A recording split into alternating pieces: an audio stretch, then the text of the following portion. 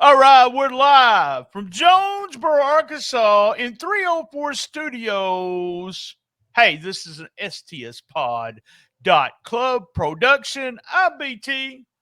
And this guy right here, he posts his 4 a.m. essays all the time. And you can read them in Cool Kids Wrestling and an MMA group. That's a group on Facebook. All you got to do is ask to join and answer those 3 questions. But he talks about go away heat. Yep. Go away heat. Okay. You want me to talk about go away heat real quick? Guys, I need to be introduced first. Let me tell her. No, hold on. Let me tell you about it. I want y'all to go to those threads that he does in Cool Kids. And there's where some go away heat is, because he does them by himself. Oh, boy. How'd you like that?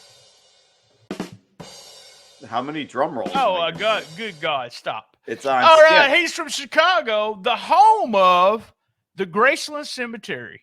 Lance, I don't know if you know this, but no pets are allowed there. Nope. And this is the burial grounds for the famous Chicago Cubs, Ernie Banks. He's the snark of excellence, my partner in crime, your friend and mine. Well, most of the time. Lance Levine. How's it going, Lance? Woo! And you are not going to believe where I am at today. We are in the Kingpin Burger Doritos studio. Woo! These are Australian Doritos, my friend. I am going to be breaking this bag open tonight. I'm never jealous of you living in a excited. big city and me living in a small city, because that's me. But you have those stores, and your Asian market is just so big, and I miss that about St. Louis, and I probably the only thing I do miss about St. Louis. But in being able to get things like that, just fun. Cool Let me do something real quick. We had a fantastic week. I want to thank everyone. If you decide to join us for the G1 here on a Friday afternoon, thank you. But man, Lance, I don't reveal numbers and plays, as we like to say, but a great week. I think it had something to do with we was off for a week and then came back with a 3-day weekend, just huge numbers. One thing real quick, MauiFoodBank.org. We talked about this right before we started recording. You can donate to that food bank by going there. I'm always about the food banks, and we actually give money for the lunchroom, so that kids that don't have meals at home. If you are a Patreon member or become a Patreon member and you donate to this cause, if you'll DM me proof you donated, I'll give you 2 spins. That's right, 2 spins on the September wheel. Nice. And so, Lance, tell us, just a horrible thing happening. But I'm really happy Oprah's house was okay. So other than that, I was really happy. The whole thing was so tragic. And where it hit home for me was that Mick Fleetwood has a restaurant on that island, and his restaurant was completely destroyed. Well, what got me was Dustin. Dustin Rhodes was talking about they was just lucky to get get somewhere, and they did get some food and stuff. So that's stuff that, Tornadoes Alley here in Jonesboro, I've had to deal with tornadoes all my life. The last big tornado we had, which is on YouTube, if you will just search Jonesboro, Arkansas tornado, Misty and I had a nap, and we were bitching. The wife. We were bitching because the sirens were going off. So that's probably what I'd be doing with the fires. I'd be like, man, well, what the hell? Who's burning trash? I'm trying to take a nap. Yeah. All right, tell everybody what we're doing. By the way, real quick, this is the 7th annual. We talked about the 6th annual Breakout Stars. We waited almost a whole year to into the 2nd year of recording. We're into the 7 years, so it'll be our 7-year anniversary in February. Yep. And we started watching the G1 on New Japan World that year and decided, hey, this is one of the episodes we're going to do because we were doing Cool Kids. And, man, this is a 7th annual. It's just crazy. That's All crazy. right, talk to him. This is the G1 Sati Slee, as I like to call it, or the G Nun Deja Vu, because last year we called it the G Nun because we didn't like it as much. So for me, Deja vu is this is Boujade. It's this is Boujade. It's the when something happens you don't know about, and G I don't Nun get the Deja other Vu. jokes. So, So uh, anyway, so we're recapping the G1. You know, we rank our guys, we crunch our lists, we see who are our top 10 guys. We actually I did the entire 32. I don't think you did the entire I did 32. 20. I didn't do Yeah. the other guys. Yeah, So yeah. so I could have, but the yeah. couple of notes before we get into our top 10, our combined top 10. We agreed on the top 5. We just had them in a slightly different order, but they were pretty close. But wild diversity on 3 of the guys. And Our we're going to talk bottom, about that at Patreon. yeah. On So Patreon, guys, you got to subscribe to Patreon. We have some fun stuff some lined up for the real Patreon. one of them is just incredibly diverse as far as where we ranked them, but our top 5 were pretty much they were the same, just different order. And then our 6 through 10 rather different order there too, and different guys in our 6 through 10. So shall we get started? Yeah, let's go. So all right, so you put your list together, I did mine, we combined them. So at number 10 we have Tama Tonga. He finished with a 3.25 stars, pretty similar ranking. I had him at 11, you had him at 12. For me, I felt like, in looking at it after the fact, I thought that was kind of a high ranking for this guy. The vest comes off equals the Jerry Lawler strap, basically. Now, or you might say the Willow Nightingale straps these days. I do. I got moist every time he took that vest off. So Tama Tonga is saddled with Jado, whatever the fuck, as a manager. I think that's just a waste. He upset Ishii in a really good match. His highlight match for me was a 4 1/4 with Shingo. Shingo made him work hard. I thought got the best out of Tama Tonga. That ended in a draw.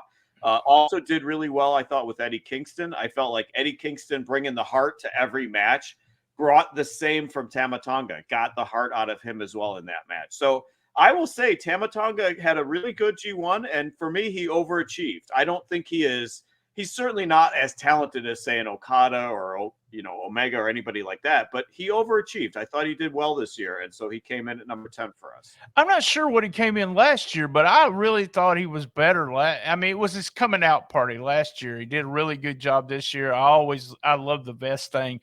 And we're going to talk about 4 a.m. essays is going to be the theme of this. So I actually stole them all from you so that we could talk about them.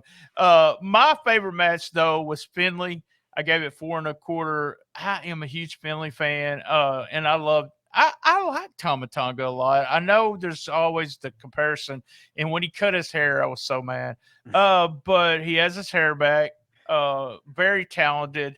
A big guy doing the right kind of flying that he should do. I mean, he can't do no wrong for me as just a fan, but he doesn't have that great of matches. He doesn't have the Roman Reigns type matches, although he's compared to Roman Reigns a lot. My favorite, like I said, 4 1/4 against Finley, or as I like to type it, finally, about 3 times during this. The Japanese girl, as you said, in 4 a.m. in the audience yelling, Tama, sounded like a field of sheep. Bye. Yeah, they're like sheep buying. Let me just say this. Racist. All right. Who's number 9? All right. Number 9, Kiyomiya. So Kiyomiya, I feel every time I read that or write that, I always think of the fans with the clapping. So Kiyomiya was at 3.32 between the two of us. I had him at 14. You had him at 11, a little bit higher. He looks like a Korean boy band guy to me. Or Kajagoogoo, if you remember. Shout out to John McAdam, Kajagoogoo from the 80s. So Lamal is the lead singer of Kajagoogoo. I looked it up, and that is why that's my name today. But Lamal is the lead singer of Kajagoogoo, who's now 64. Looked like Kiyomiya.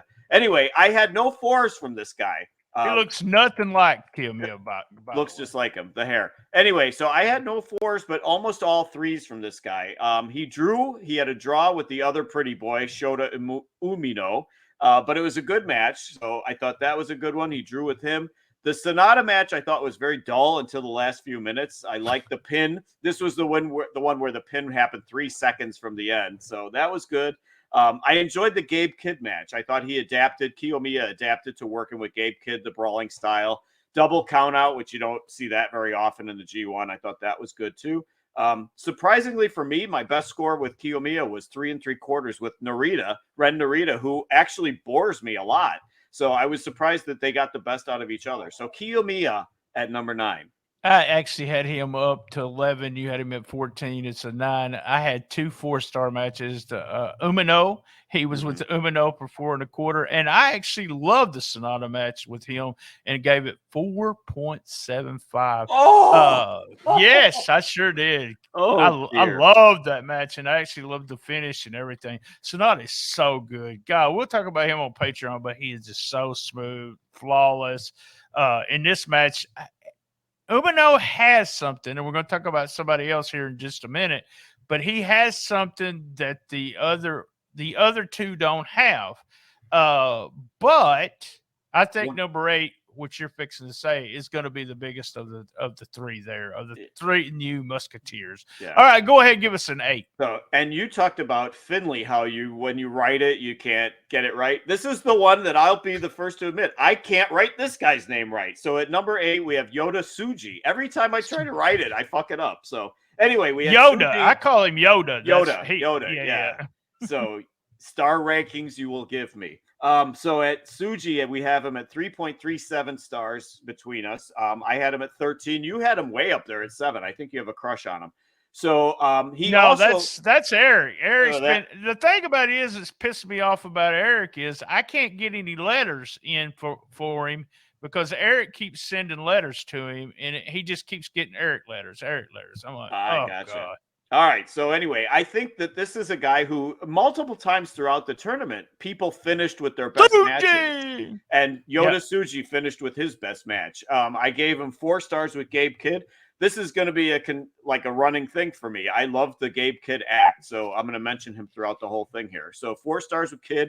2 of the Musketeers made our top 10, as you just kind of referenced. So Tsuji, for me, he's got that mythical character, New Japan charisma, like between the hair, the smile, kind of the Nakamura kind of vibe. Yeah, I get that. I didn't think about that with that shit-eating grin all the time. There's something about, there's always seems to be like a mystical kind of character in New Japan. So it was Nakamura, Shingo to some extent, Evil to some extent.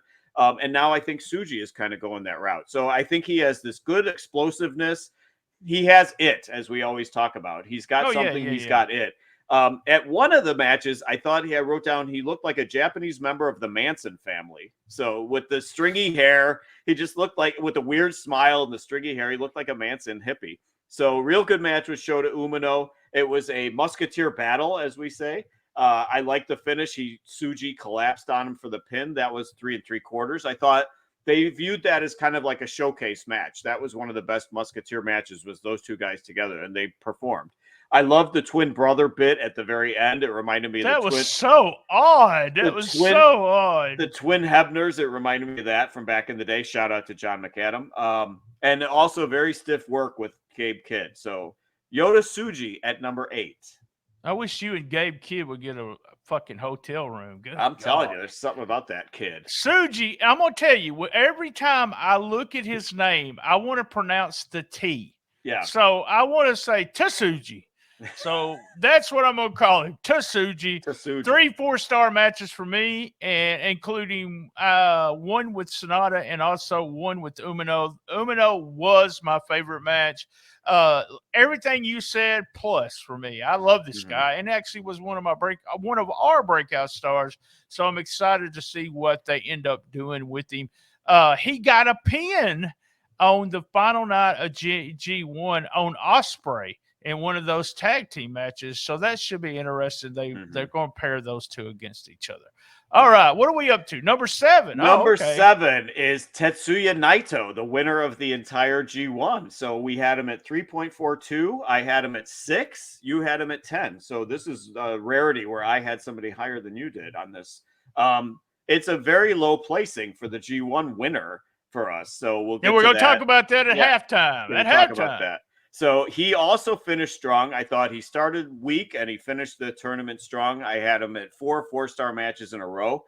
But he had that half-star match from Yano that was just insanely bad, so bad. And that was early on in the tournament. So I liked the match with Jeff Cobb, where Cobb was mocking his act. I really enjoyed that. I was really disappointed in the Goto match. I like Goto. one of my guilty pleasures. I know Goto is not a fan favorite, but I like him. He's always very stable and just always there. And it was a very slow and dull match for me with Naito. So I felt like Naito didn't really turn it on until night 12 with Zack Sabre. Good sprint to the time limit finish on that one. It was 4.25 for me. He got a 4 out of Tanahashi. And that, to me, that was a miracle because Tanahashi, we said going into it, is this going to be the year when he finally falls apart? And he did to a great extent. The highlight of me for Naito with Naito was Thought the his playoff. last match was the best, Tanahashi. So yeah.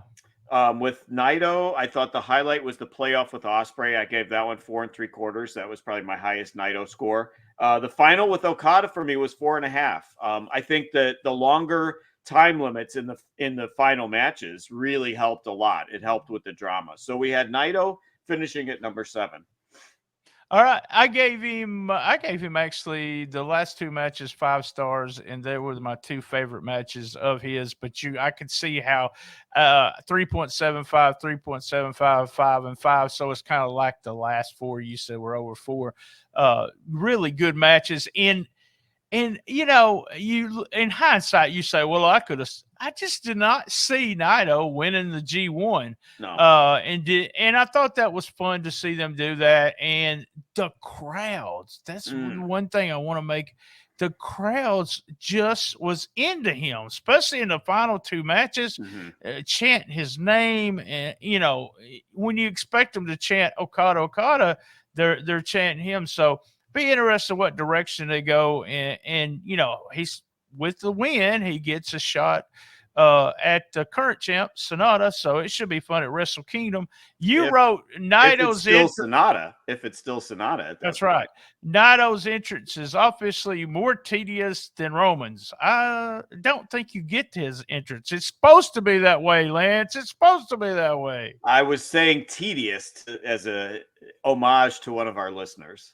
Oh, okay. All right. Tedious. All right. Yeah. So, that's all right. It's supposed to be that way. So, moving on to number 6. That was a 4 a.m. essay, if I recall. It was. That's what I'm trying to put them over. Thank you. I appreciate that. So, all right. Number 6, we have Shota Umino, the other Musketeer that made our top 10. We had him finishing at 3.48 stars, almost identical ranking. I had him at 8. You had him at 6. The Shooter. That's who he is. So he dresses like HBK. He looks like Tanahashi, but somehow he is the Shooter. I don't get that. I don't either. Anyway, almost all 3-star matches or better for me. So he won me over. In this G1, this guy won me over. So I thought he worked well, again, with Ren Narita, which is odd to me because, like I said, I'm not a real big fan of that guy, but it makes sense that they worked well together because they came up together. So they trained together. Yeah. Why is Red Belt refereeing his matches? That's his son. Why is Red Shoes or Red Cummerbund or whatever? Why is he allowed to ref those matches? Makes no sense.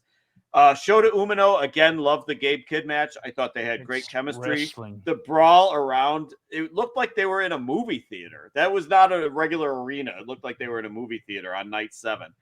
Again, the Yota Tsuji match was the best one for me at 3.75. How the hell does Hikuleo and Shota Umino main event day 13? I don't know how that was the main event that night. So anyway, I liked his tournament, his G1 overall. And I just say I see great promise in the Shooter at number 6. Yeah, I had 3 of his matches over 4 stars, and I've already mentioned my favorite match with him was with Tsuji. Tsuji and him. I really like that match, and it goes back to what you just said. They train together all the time, and so they have a chemistry. Yeah. Kevin Kelly did a good job putting over all that. The thing is, and we talked about this before, but when the guys train together all the time, NXT is the perfect example. They'll have these 4 or 5-star matches, and all of a sudden when they go up to the main roster, they're not that good because the people that they're wrestling are the people they're wrestling every day, and it helps out a lot. Kevin Kelly, I mentioned him. I'm going to throw something out. I did not like him by himself. He needs someone to play off, and I never have noticed a weakness when it comes to him, but there was a weakness there when he was by himself. All right, we're going to go to a commercial break. So if you're watching the video, what I've been doing is you got to go to the main feed to listen to the rest of the show. If you're on Patreon right now, you won't see the commercial. So there you go, or hear the commercial. Because we love you.